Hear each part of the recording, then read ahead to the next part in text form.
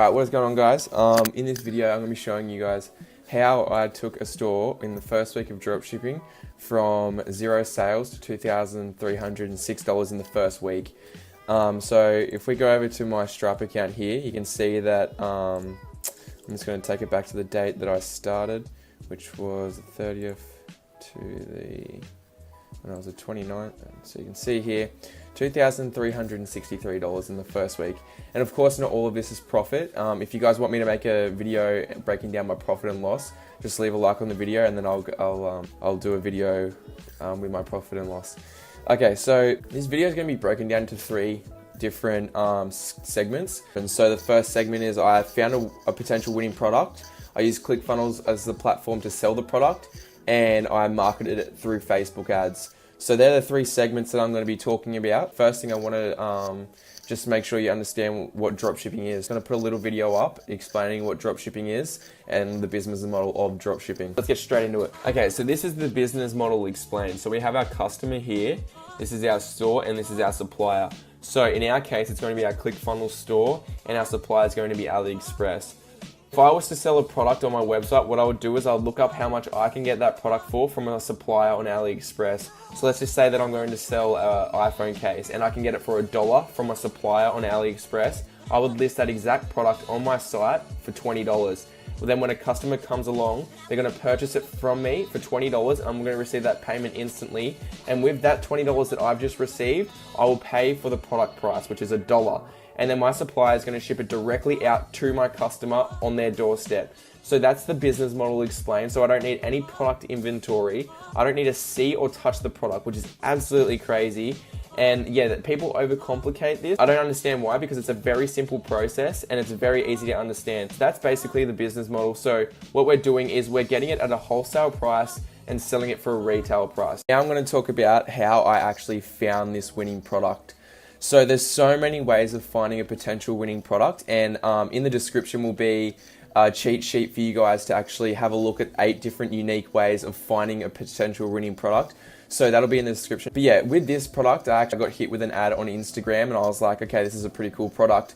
And so I clicked on it and did a little bit of research, and I could obviously tell that this was selling from all the engagement that I had on the actual post of the ad. So this product also had a wow factor. It also sold emotion and had a solution to a problem. So having all those 3 is really, really good to be able to find a winning product. Yeah, then I kept getting retargeted by their ads on Facebook. So then that made me know that it was selling. So if you're getting constantly hit with an ad, you're going to know that that ad is selling, because someone's not going to want to pay money to advertise their ad if it's not selling. So there were 3 main ways that I could tell that this product was actually selling. So now that I had found a winning product, what I wanted to focus on was how I was going to sell that product. Was I going to use Shopify or was I going to use ClickFunnels? So the whole point of me running ads is to make money. So what I ended up doing was creating a ClickFunnel, like a funnel, and it would take the customer through a series of events. So they landed on the landing page, which was also the sales page. It would tell them about the product, tell them information about it. And then once they did that, they would go onto an order form where they could only choose from 3 options. It was to either buy 1, 2, or 4. Then after that, they would get hit with an upsell once they would purchase of me, which was the exact same product for $5 off.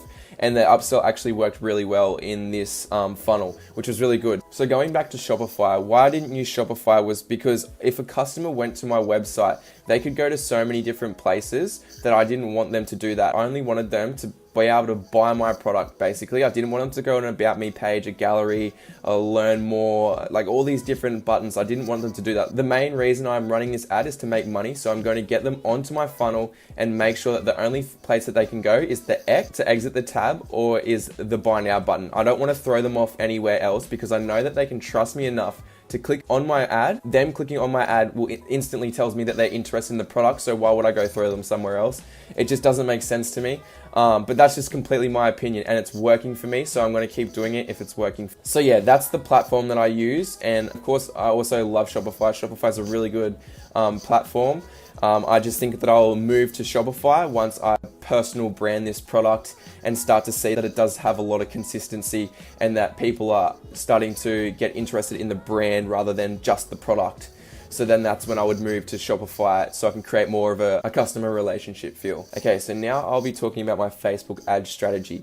So in my Facebook ad strategy, I used two techniques of mine, which were building an audience and also building pixel data. So they were the two main factors that I needed to focus on to be able to sell this product. I knew the product was selling, but I didn't have the engagement and social proof I wanted to be able to make the sales. So what I did was created two campaigns, one for conversions and one for engagements. And with my engagement campaign, I ran my top 5 countries, 18 plus ad sets, so very broad to create a lot of engagement on my post. Then I created 5 single interest website conversion campaigns. So this allowed all the conversions audience to feel comfortable clicking on my link because it had a lot of social proof from my engagements campaign. So what I did is I copied my ad ID from my engagement campaign and ran that exact same ad ID on my conversions campaign so that it would stack the audience engagement. So this only works for Facebook. So my engagement does not stack on Instagram, but it will stack on Facebook. So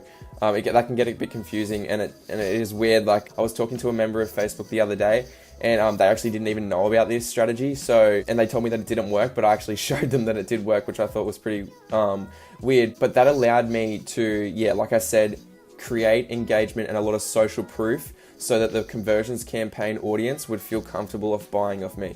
And that worked. So if it's working, then I'm going to keep doing it. So then my second technique was building pixel data. So this is a brand new store, so I had no pixel data whatsoever. So I had to create a fresh new pixel. And I know that I needed to grab as much data as I needed for scaling, basically. So going broad is also very cost efficient when you're trying to gain pixel data. So if you're having a conversions campaign, it's going to cost you a lot more to build data rather than a engagement campaign. So that's why an engagement campaign is really good when you're starting off a brand new store, in my opinion. So you can basically see here that my strategy was one engagement campaign, top 5 audiences, male and female, $5 a day, 18 plus. So that was very broad. I did about 4 ad sets in that campaign to start with. So I ran them at $5 a day just to build a lot of engagement, and it worked really well. So that was good. And then for my conversions campaign, I did pretty much the exact same thing, just very broad single interests, $5 a day, male, female, 18 plus, top 5 countries. So they were very broad ad sets, and I was doing this because it was very cost efficient,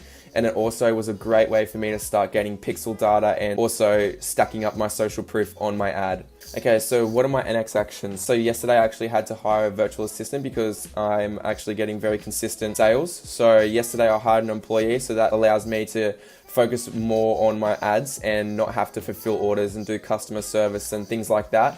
Where I don't want to spend time, I can focus more on what needs to be done to create more income off this business. In about a week's time, I'm going to be looking over my data and seeing if I have enough data to actually scale, because I don't want to scale too soon because I think that can ruin your margins very easily. And currently I'm still doing really well. So yesterday I did over about $670 yesterday, which was a really good day. I don't want to scale too soon if it's still working, just because I don't want to jump into it. So if we come into my dashboard now, you can see that it's been so it's been running for 9 days, and out of those 9 days I have, in those first 9 days of starting this new business, I've been able to generate over $3,400, which is really good in my opinion, especially with a brand new store, no data, no pixel data, just starting exactly from scratch. So this is all done with Facebook ads, no Instagram marketing or anything like that. I will look into Instagram marketing, but further on down the future when I'm looking to grow the brand. So thank you so much for watching this video. Like I said, in the description is 8 unique ways that you can find a winning product. It is my specific cheat sheet. Only my students have this. So if you want this cheat sheet, check in the description below. It'll be down there.